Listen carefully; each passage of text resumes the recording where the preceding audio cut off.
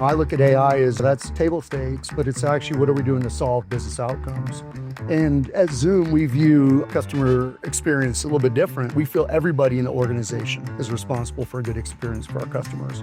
And we focus on delivering happiness and a culture around care, caring for the customers and hearing the feedback from them. Tech has reshaped our reality, redefining how we live, work, and connect. And driving this revolution, real people with bold ideas. Welcome to the Bridgecast, where host Scott Kinka has in-depth discussions with the brightest minds in tech. Together, they tackle the future of work, innovation, entrepreneurship, and navigating the new realities of AI and hybrid work. These conversations will give you the insights and strategies to stay ahead, both in business and life. The Bridgecast is a service of Bridgepoint Technologies. As the nation's leading tech advisory and consulting firm, Bridgepoint is disrupting the way businesses make and manage their technology and customer experience investments. We invite you to experience the better way, the Bridgepoint way. Now, here's your host, Scott Kinka. Well, hello, everybody out there, and welcome to another episode of the Bridgecast. We're thrilled to have you join us here in muggy Las Vegas. Is it muggy? I haven't been outside. Well, I don't know. It's a lot warmer than it is at home. We're here at March at Channel Partners. We try to get an episode in here every year, and I'm thrilled to be joined with the team from Zoom here, Zoom CX. Shana and Sean, thank you for joining us here today. Yeah, thank you for hosting. Absolutely. Dave McAbee is a regular on the show from the Bridgepoint CX side, so welcome back. Second time, also a Channel Partner. Also a Channel Partners. Yeah. I feel like it's the only time we see each other. No, I'm kidding. So the purpose for today's discussion, quite simply, is to make sure that we kind of maybe put a new lens on Zoom a little bit. I think many of our listeners who are IT leaders and executives may think, look, every one of them has Zoom somewhere in their business, I'm sure, right?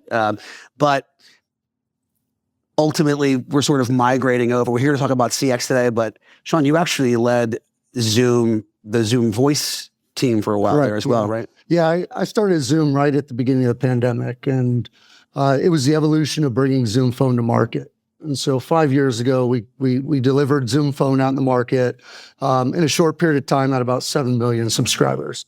And part of that was then the evolution in the contact center space. Naturally, our customers were asking, how do you round out the portfolio? How do you expand a little bit more? And so I took over head of contact center for sales and go-to-market now 2 years ago. Fantastic. Yeah. And you were Mitel and ShoreTel? You were on the tellers before that? You know what? It goes almost 25 years. Actually acquired twice by Mitel. Okay. So Intel acquired in 2007, went to ShoreTel after being acquired by Mitel. 2017 comes around, acquired by Mitel second time. Yeah. And stayed on as regional vice president for their cloud division in the West, and then joined Zoom to help incubate and bring phone to market. Got it. Love it. Great. It's exciting. 10% of our global revenue of Zoom comes from phone. Got it. And that's a pretty fascinating stat when you look at multiple companies in the Fortune 100 deployed our communication stack from phone with over 100,000 users. So it's been a big expansion for us. And we'll get into that progression from kind of video to meetings to voice in a minute. But Chad, I'm going to come to you. So you are also involved in the CX go-to-market at Zoom? I am. I lead our America's CX channel here at Zoom.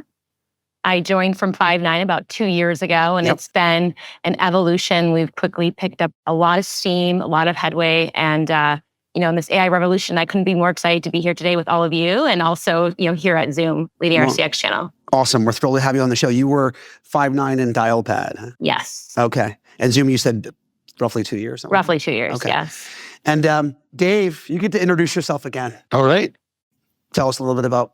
Well, today my role is I'm part of the CX leadership team inside of Bridgepoint. Mm-hmm. So my role is to be a resource for anybody and everybody who thinks they have a need, customer experience related. And that's how I see myself. I'm basically here to serve. Yeah. Prior to that, I've done a lot in the space. I started in cloud self-service applications way back in the day when you had to explain to people what cloud meant. Yeah. I spent a lot of time in CCaaS. I worked for Genesis. I worked for NICE, both as a bag carrying sales rep as well as a sales leader. And then I spent some time in outsourcing, BPO, as well as AI and analytics, all in the CX space. So I didn't plan it that way, but it worked out to be a useful pedigree for what I do now. Yeah. Well, I think, and there's a reason we have you in here with the Zoom team, obviously, right? Is that you're spending a lot of time in the field in front of executives trying to rationalize the various expenditures that they've made and voice and comms and meetings and CX solutions in particular since the pandemic, right? I mean, Gartner, I was reading a Gartner stat that said like the average expenditure on comms technologies during the pandemic went up by 30%, and we're saving. I'm surprised it was that low. You know what? You're probably we could have contributed to some of that as well through the pandemic. Oh, a little bit. Definitely. A little bit. Well, we'll definitely get there. But for those of you following along at home, let me just get this. NICE, Genesis, 5.9, Dialpad, Mitel, and ShoreTel. So we're fairly well represented here in the room. Even though we're talking about Zoom today. So we're going to just one more personal style of question before we get into the company. I ask this question a lot. You guys are all business leaders within your respective organizations. Everybody has a superpower. Shana, I'm coming to you first. What's your executive superpower? My executive superpower is that I can see patterns and I can match patterns and block and tackle to execute processes to grow the business. Okay, I like that. Scale. Okay. Exactly. Love it. John? I've been fortunate to build out a couple businesses now for Zoom, and it's really around talent acquisition, making sure that you build the right team. I've been fortunate to build a leadership team in both phone and contact center. Yeah. And infuse the business with great talent externally from the competitors, and they've been there, done that, and bring them into the organization. But I've also promoted a number of people into first-time leadership roles and the ability to mentor them to success. So finding and surrounding yourself with the right talent Correct. is your superpower. Absolutely. All right, Dish, did you hire Shana? I did not quite hire Shana. Report to me, and it's actually interesting enough. It was probably like a year and a half ago. I was sitting in the Phoenix airport with my Zoom backpack, and she comes up and taps me on the back, and she says, "Hey, I'm Shana with 5.9." Yeah. And this is, after the marriage of 5.9 and Zoom didn't work out. Yeah. And so I had an opportunity to meet Shana, and then as we were building out the channel program, she was a natural fit. Shana, I'm not shocked you did that at an airport, by the way. Just random. I saw the Zoom logo and I just had to go up and say hi. I was enamored with the Zoom logo. I got it. All good. And now she represents the logo for CX in the channel. I love it. I love it. Dave, what's your superpower? Mine's always changing, which I think is a good thing. I think my superpower is just being a good listener. I meet with a lot of customers. I have to do a lot of diagnostic work. And I sort of have become very good at kind of one-shotting those conversations and leaving really understanding what their goals are and how we're going to get there. So, well, it's an interesting segue as we get into kind of thinking about purchasing CX technologies, right? I mean, one, I think walking around this convention center listening is clearly a lost art, so I appreciate that, by the way. Either way, but second, you mentioned business outcomes, like understanding what their goals are. And so often we go into technology conversations, like it's tech for tech's sake. You know what I mean? You're like, especially now around AI, it's like, go get me some of that. I don't know for what, like, what are we doing? So just keep that in context as we kind of go through some of these questions. And if you wanted to draw on that as we go, we'll roll through that. But let's jump into Zoom for a minute. So you're all CX leaders, customer experience, you're focused on effectively the communication, not between employees or between employees or internal folks and external folks on an ad hoc basis, but generally in support organizations, right? And that might not be what our listeners think about potentially when they think about Zoom. So I'm going to come to you actually first, Sean, on this, because you've led that journey from, meetings, licensing picked up during the pandemic, largely probably, to businesses leaning on you across the board now all the way into CX as you go. So just, tell us a little bit about kind of transitioning from the COVID video darling to a CX company. Yeah, and I think it's important. Most recently, we dropped the name video out of Zoom Video Communications. So it's we're known as Zoom Communications now, because it's not just video, it's a holistic expansion of our platform and what we do from not only a CX perspective, but ultimately solving business outcomes. And when you look at AI, I look at AI as, that's table stakes, but it's actually what are we doing to solve business outcomes? And at Zoom, we view customer experience a little bit different. We feel everybody in the organization is responsible for a good experience for our customers. And we focus on delivering happiness and a culture around caring for the customers and hearing the feedback from them. About 40% of our innovation, and speed of innovation is real at Zoom. 25 years in this business, I've not competed or worked for a company prior to Zoom that innovates so fast. Yeah. And so I think we pride ourselves from that, and AI is not new to us, but as we look at the shift around agentic capabilities and what we're doing there, and I think it will be interesting at Enterprise Connect last week, somebody said agent. And in a contact center context, we think about the agent who takes an engagement. But agent is shifting now because agentic capabilities of AI is referenced as an agent. Yeah. And so as you look to solve business challenges, it's how do we embed at the core of our platform the AI extensible to integrate different applications as well. So it's not just a end-all be-all with Zoom, whether you're a Microsoft, a Google Shop, whether you're using Salesforce, whether you're a point solution like a number of our partners that we integrate with. We have an open architecture, open ecosystem to make sure that we're, accomplishing the needs of our clients. Dave, I'm throwing it at you. Can you just, we toss words around in this industry all the time. So, I think we're already on agentic and most people don't understand generative. So let's just stop for 1 second. Just agentic AI, quickly for me, if you will. So the key is the word agent in agentic. Okay. It is an AI application that is built to go complete tasks of some kind. We're going to get to the point where they can go and complete tasks and overcome barriers while they're attempting to complete tasks. We're not quite there yet. But these are, we used to refer to something like this, like robotic process automation. It's now smart robotic process automation, because those were applications that required a lot of building, a lot of design, a lot of tuning. Agentic AI has the promise of being able to sort of turn it on and it figures it out in a way. Got it. But it will complete after call work. It'll go and complete transactions inside of various applications. Yeah. It's all about just making the agent more efficient, making them more available, getting the customer's transactions and tasks completed more quickly and more accurately. I'm going to come back to that. Okay. But I want to finish off that earlier topic around just kind of Zoom, bridging from Zoom as we know, as kind of we knew it, to Zoom in voice, to Zoom in CX. And I appreciate your comment around kind of the pace of innovation over there. Shana, can you, you're with customers every day, right? You have the good fortune, let's say, like I said, enamored by the logo, right? When you accosted this guy in the airport. You have the good fortune of not meeting with a customer who at least doesn't know who Zoom is, right? But you're asking them to, in some cases, maybe to suspend their disbelief or to move over to the next slide from a voice perspective and to move into CX. Like, can you walk us through that progression when you're in front of a client? Like, how do you get them from maybe what they know to where you really believe you're bringing the value around CX? Yeah. So a lot of times listening, right, and sitting down and listening to the needs of our clients and then looking at their employee experience. And so maybe they already are standardized on our workplace and phone applications.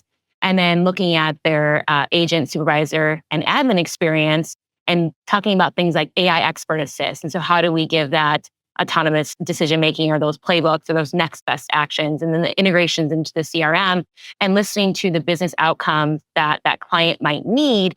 And then we also can look into maybe Zoom virtual agent and self-service online.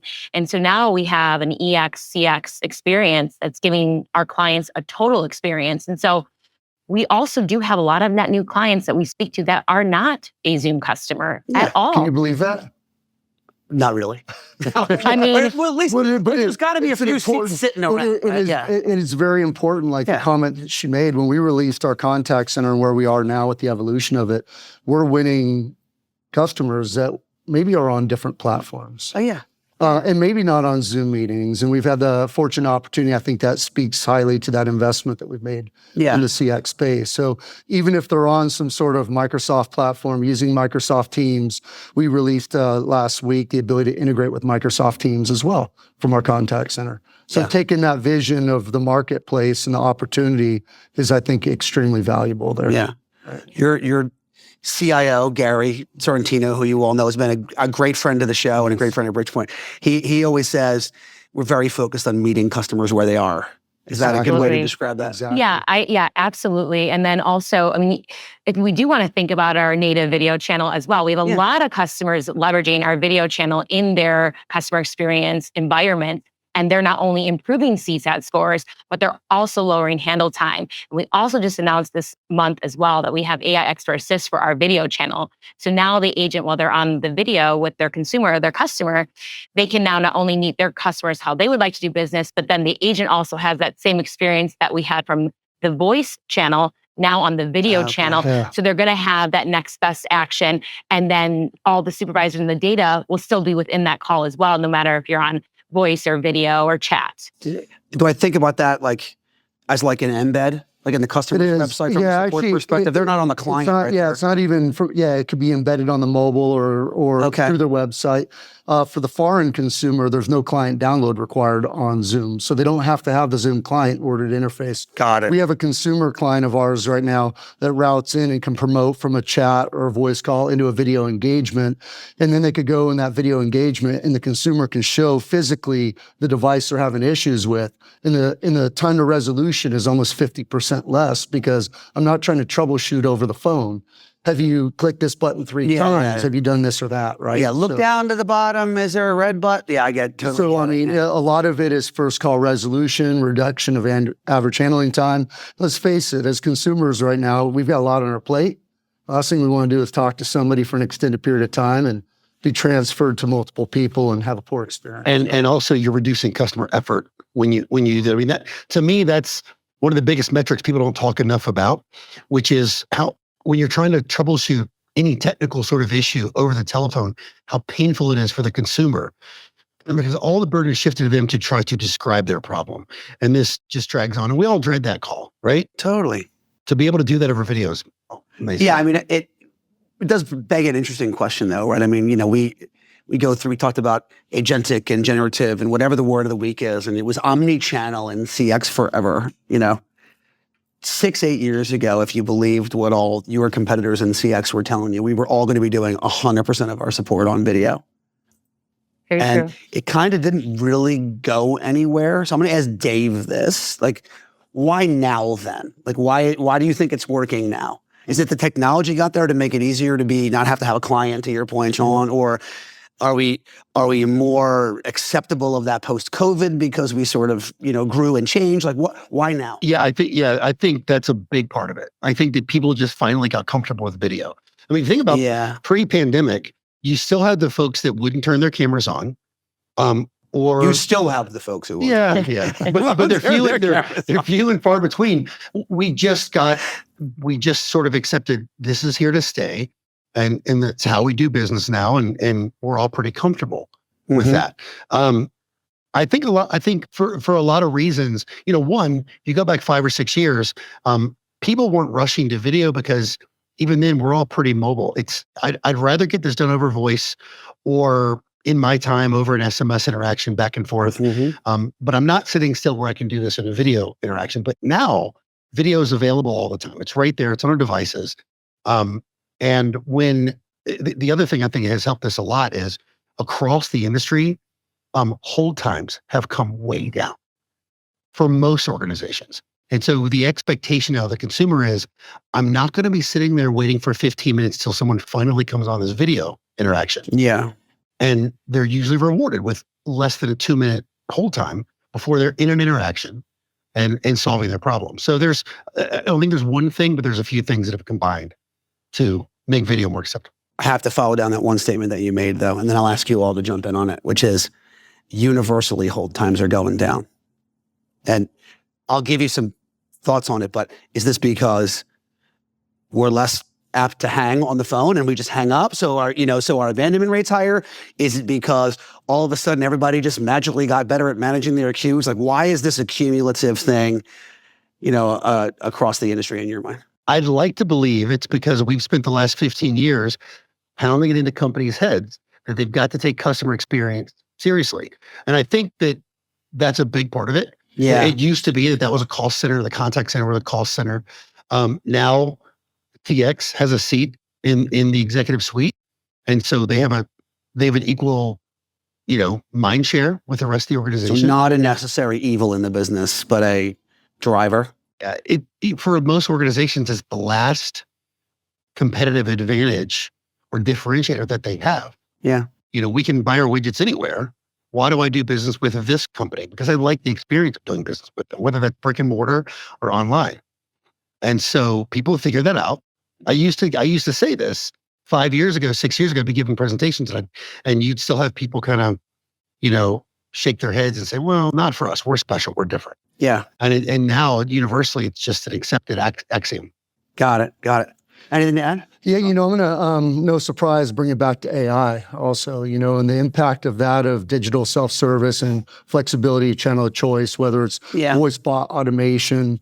I'll use Zoom for an example. Over 90% of our support cases are self-service through digital channels. And so no longer do we need human in the loop from that perspective. The consumer can get what they need without speaking to an agent. But when they then speak to the agent, and we embed our AI capabilities to humanize the agent experience, right? So we're not trying to replace agents, but we're trying to feed relevant information to the agents to make them more productive. Yeah. So instead of saying, can you please maintain hold for 3 minutes while I look up that support article? We've extracted the article. We've said, hey, here's step 1 through 4 that their user has to go through in order to resolve the issue that they're facing. And so when we look at, humanizing the agent as an important element, not to replace the agent, but when you get the mix between the digital self-service and then on top of the tools available to make the agent more efficient, ultimately, let's face it, you need to, you could do more with less. Yeah. And organizations, even today's world, right, are looking to either cut costs, drive productivity. And I think that's a delicate balance that we're facing in the market with our clients today. By the way, to peel that onion back just a little bit more, by offering all of these agent assist types of technology, next best action, all those kinds of things, agent training time has come way down. I get it. Yeah. Right? And I'll ask a client today, how much time do you have post-call wrap-up? What might have taken 5 minutes for them to capture notes, it's at the fingertips with the AI summary to write it. And so 5 minutes of post-call wrap-up before the agent goes back to available could be 2 minutes now. Yeah. Right. So you're making it more efficient, but I wanted to explore one thing on the user side, Shana. I'm going to come to you, which is, is it also generational that we're not like getting to the end of the call and going like, I tried all the other things. I'm zeroing out because I really want to talk to somebody. I mean, is that maybe, do you think the aspect of our callers coming in have a different expectation of landing with a human as well? Well, yes, I think also demographics and, geo, where you are in the world and who you are and what that consumer type looks like. And so I think you do need to take that into consideration, especially when we're talking about blending AI and agents and blending it to be more of a human experience, but also how do you still self-service AI for those? I read stats all the time. I think like 70% of people will, depending on the demographic, will try to self-service before they speak to a live agent. I think it depends also what type of industry you're in. So if I'm going through bereavement and I have an insurance policy, I may not want to speak to somebody at that point in time. Yeah. I may just want to get my policy taken care of via self-service. Or if maybe I had my identity stolen, I might want to speak to somebody from my LifeLock. I do subscribe to LifeLock. Yeah, right. I do. For like years, I pay $40 a month. I'm so afraid of it. Hopefully nobody's going to look at this and come for me. You might have just drawn a target on yourself. But I mean, you do have to, it's not just, I think we always want to say that maybe the younger generation wants only self-service because we're so used to this digital era. Yeah. But at the same time, I think you have to think of what's happening in that person's life or what type of industry are we talking about? And also, where are you in the world? I think also languages can come into play too. If we're not just talking about, English, right? We could be in other areas of the world. And so I don't think it's just as cut and dry as, oh, you're young, so you're going to want to be self-serve. Totally get it. Dave, I want one quick question for you, and then we'll kind of start to move towards some wrap-up fun. But, you're out, and I've been on appointments with you, so I know how you work. You do not subscribe technology until we're like, you're completely aligned with the client on where that is. But there comes a moment where you're like, oh yeah, we're going to look at Zoom for this, right? Do you find that that's a little bit of a surprise from the client sometimes, that they don't see Zoom attached to the CX? Or is there like a pre-inclination to do that because maybe they're already in the rest of the business? Like, walk me through that conversation, because to be fair, it's been the top 4 or 5 leaders in that top right quadrant in CCaaS, at least traditional CCaaS, for some time. So like, what's the reaction when you're like, oh, I think Zoom's a fit here? It's interesting. It can be a surprise to them because, customers are still unaware that Zoom is expanding their portfolio so much, but it's never a negative reaction. Zoom has a good reputation, which makes things easy. Well, Shana's enamored with the logo, so we agree. And trusted brand. We understand. Believe it. There's been a convergence between CCaaS and UCaaS as well, right? So a lot of times when companies are looking to replace their contact center, they're also replacing the entire voice architecture. And so more and more customers are looking for that. And so, they're not always looking for Zoom by name, but they're looking for Zoom and those kinds of capabilities. And I think, what they think about when we talk with them is it just works, the simplicity of it, and highly available. In the pandemic, there's no company that scaled to 300 million participants per day on a global platform like Zoom did. Yeah. And we did that elegantly on a highly reliable global architecture. And that same architecture is what Zoom Contact Center is built on. Yeah. Well, and something you said at the very beginning of this conversation about your speed of innovation, that has been really helpful in my conversations, just knowing that. And not just knowing it, but I've seen you guys not only hit your deliverable dates, but be early. You did that with workforce management, which was really exciting because that's a hard application to stand up. So when I have these conversations with customers that say, Zoom, but how long have they been doing it? I said, well, they've been in the contact center space for a few years now, but they're innovating faster than anybody and they're bringing more things to market more quickly. That has helped also a lot. And it's helped us in the market. I mean, our last earnings call, we announced a Fortune 100 tech company with 15,000 agents. The same capabilities if you have 25 agents or 15,000 agents. And so that flexibility of the architecture to scale with our clients is important at the same time. I was just going to say too that I think the IT leader and certainly IT support appreciates the fact that Zoom got delivered at scale during the pandemic without a whole lot of work and extra mess. Like for years and years. I mean, I have a career in the UC, and video side, and it was codecs and how much bandwidth you had at home and quality of service and all the stuff around getting quality to the end, user. And it was kind of turn it on in the middle of madness, there. So I do think there's an appreciation that, hey, the CX technology is coming along, but the work to get it in front of an agent is going to be probably not that complicated. I'm sorry, Shana, would you have something to add there? Well, I was just going to say, you'll appreciate this, Dave, on the innovation side. Yeah. So before I came to Zoom, I would never, innovation roadmap, I think you sometimes will shy away from that, from talking to a customer or somebody that is looking to transform their critical application of their customer experience. This is their front door of their business. Our customers trust our innovation. If we say that this will be here by this date and we promise it, they trust that we will deliver. So Dave, I'm sure you appreciate that. I do. You're talking to your customers. And I mean, we have real life examples countless times where we say by this date, you need this and it's there and our customers trust. Because for us, our credibility at Bridgepoint, our credibility is on the line. We'll recommend. And so we're very careful to recommend or not recommend. But you guys have continued to hit your innovation cycles. And so far, you've made me look good. So Bridgepoint was Zoom's Services Partner of the Year in 24, weren't we? So congratulations. Excellent. Amen. Tell me, either of you can take this, but like why in CX in particular are services like deployed at the customer so important? Yeah, I think given the experience and the tenure that Bridgepoint brings to the table with the CX organization, a lot of talent that's been around in the industry for a long time, and you've seen what works and what doesn't work. And then you take the proactive consulting approach to it, to making sure that when you get to service delivery, there's a white glove element, a feeling of expertise and project management that you bring to the table. Recently, you brought Paula on to expand even on the services side. And that's exciting because, when we talk about delivering happiness, I mentioned earlier, we want to make sure we're 100% confident that our partners we go to market with can deliver happiness on our behalf as well. And that's inclusive of things like managed services and making sure post-implementation support is there. And we're extremely thankful for the partnership with Bridgepoint. Well, thrilling. I appreciate it, guys, and thank you for your time. As we end every one of these shows, we end it with a little bit of fun. Now, normally I hit our guests with like 3 questions, but in the interest of time, I'm going to be a little bit more selective here, and we're going to have some fun. So, Shana, I'm coming to you first. Oh, boy. She's most prepared. You are, by the way, she is. We want to know what you're reading right now. What's on your end table? What I'm reading right now is The Let Them Theory by Mel Robbins. Okay. But I think my wife's a big Mel Robbins fan. Yeah, she's great. She's like top of the charts also on podcasts. So indeed. Maybe she's also, listening. She's putting me in Mel Robbins category.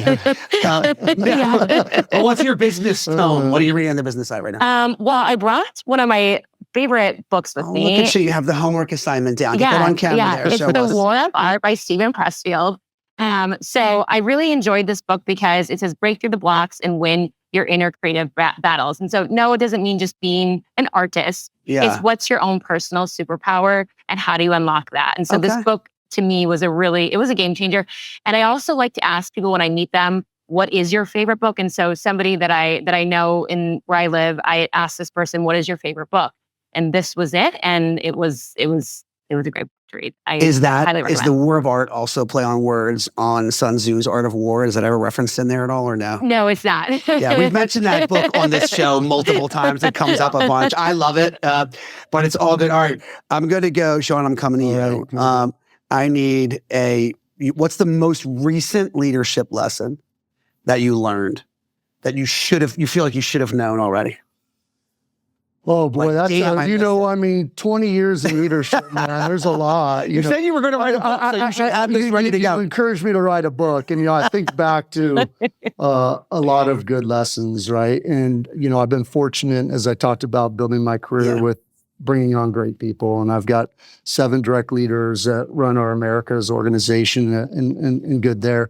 I'll just take when you work cross-functionally, the directness of operationally, internally to get the most out of the business is vitally important. And it was even as of last week, right? The direct and candid conversations with individuals is like super important, right? And I think not only do they learn from it, but I learn from it as well, right? So if you think about fear of failure or fear of conversation, if I go back to last week, there's conversations that have to be had, but you can't have fear or else, you won't be able to overcome adversity. And so that's recent, but I mean, I've got a list of them. Well, they're going to be in your book. We'll talk about that real quick. When it comes out. That will be chapter 1. Practice uncomfortable transparency. Yes. Hey, transparency is key. My leadership team knows I'm extremely transparent. Yeah. But what I expect in return is the same. Yeah, of course. Transparent back, right? All right, I love it, Dave. I'm coming to you. I was trying to remember what I asked you when we did our last episode together. I think I know what it was. I think I asked you what the biggest mistake you've ever made as a technology leader was. Do you remember? Was that the question I asked? No, you asked me. Good, that's your question now. What's the biggest mistake you ever made as a technology leader? Wow. It's really more of a mistake I made as a sales leader, but it's in the technology space. Then this is good. It's valid. It was not removing somebody from an opportunity until it was too late. I was too forgiving, and I think at the time I chalked it to loyalty, but I had a person working for me that just didn't jive with the client. Yeah, and I stuck with them till the bitter end. And what was the result? We lost. Well, it's a good tie into your question too, right? Because you probably did it because you were avoiding that uncomfortable conversation that Sean just didn't want to have a minute ago. I like to say fail fast. My team knows fail fast. Yeah. Like qualify, and then if it's not a right fit. I usually ask our guests, whatever type of sci-fi or whatever you subscribe to, we get to the end of the world, whatever dystopian future you imagine, and there's only one app left on your phone that's working. You don't get to say Zoom, by the way. Whoa, gee. Only one app is still working on your phone. You get to choose which one it is. Rapid fire. Dave's prepared. You go first. It's Instagram, and I hate to admit that, but it is. Okay, Instagram. Shana? Mine's TikTok, so I can stay connected to the world. Okay, there you go. I'll say FaceTime so I could keep connected to my family. And on that note, that's the way out, man. We love it. No, I love this. Has been a great time, guys. Thank you so much. It's a crazy couple of days. It's awesome to be able to just sit down and chat it out away from the show floor and talk tech with friends and business partners and really learn something. So It's been a great, good use of our time, and we're thrilled to have had you here on the Bridgecast. Appreciate it. Thank you. Yeah, man. Thank you. Absolutely. Thank you, guys. We'll see you soon. Thanks, Dave. And we will catch all of you. I'm sorry. We will catch all of you on another episode of the Bridgecast. Thanks for joining us. Listen, if you made it this far, there must have been some good content, or you're just a fan or a relative of mine. In either case, we appreciate you spending your most valuable asset with us, your time. We don't take that lightly. We'd also like to say one more time that we're appreciative of Bridgepoint Technologies and their belief and sponsorship of this show. We hope that if you or someone you know is thinking about your company's digital transformation, or simply the next IT project that you may not have the resources, budget, or time to get to, I'm sure that Bridgepoint, one of the country's fastest growing technology advisory and procurement firms, can help. Check out bridgepointtechnologies.com. Don't forget the E on Bridgepoint, or simply reach out to me at Skinka, SKINKA, at bpt3.net. Also take a minute, please, if you would, to give us a 5-star review on your favorite platform. It helps give us the visibility to reach other people like you. Thanks for listening to this episode of The Bridge. I'm Scott Kinka, and until next time, there's a lot of noise out there in business and in life. Do what you can to be the signal. Thanks.